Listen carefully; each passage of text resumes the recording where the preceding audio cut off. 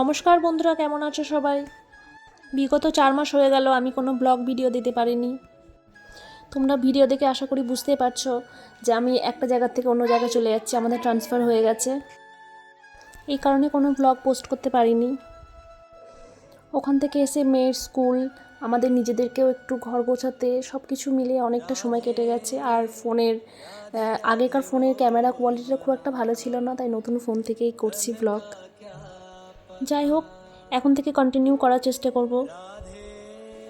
ভিডিওতে তো বুঝতেই পারছো যে আমাদের সব কিছু মোটামুটি প্যাকিং হয়ে গেছে, এখন শুধু অপেক্ষা গাড়ি আসবে। নদিয়া নবদ্বীপ থেকে মুর্শিদাবাদে কান্দিয়ে আসা যেটুকু পেরেছি সেই মুহূর্তটাকে ক্যামেরাবন্দি করার চেষ্টা করেছি।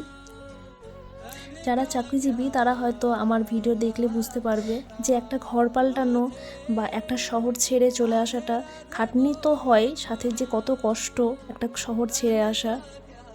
খাটনির সাথে অনেকটা মন খারাপ নিয়ে আমাদেরকে এক জায়গা থেকে অন্য জায়গায় যেতে হয়।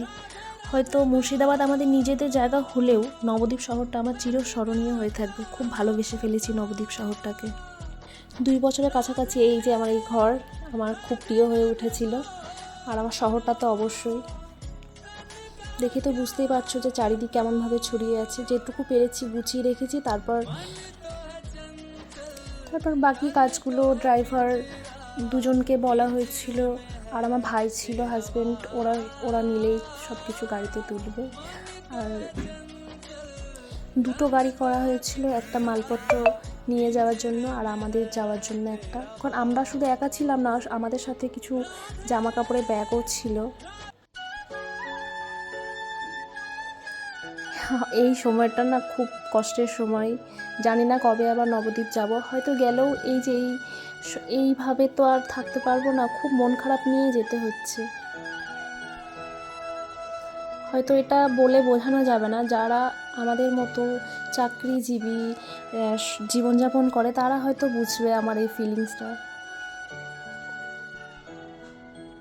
সকাল সকাল বেরিয়ে পড়েছিলাম আমরা, কারণ তখন বর্ষা বৃষ্টি দিন ছিল। আর মাঝখানে আমরা প্রায় 10টা-11টা নাগাদ সবার খিদে পেয়ে গেছিলো, খাওয়ার জন্য আমরা দোকানে দাঁড়িয়েছিলাম। তারপর আবার যাত্রা শুরু। হাজব্যান্ড ছিল, যেই গাড়ি মালপত্র ছিল সেইখানে আছে হাজব্যান্ড, এই যে আগে যাচ্ছে। আর আমরা পরের গাড়িতে ছিলাম, আমি, আমার ভাই, বোন, মেয়ে।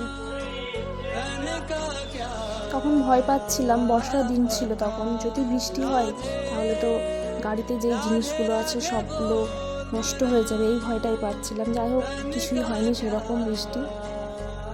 চলে এসেছি আমাদের শহরে, কান্দি, মুর্শিদাবাদের কান্দি, ছোট্ট একটা শহরে আমরা এসে গেছি।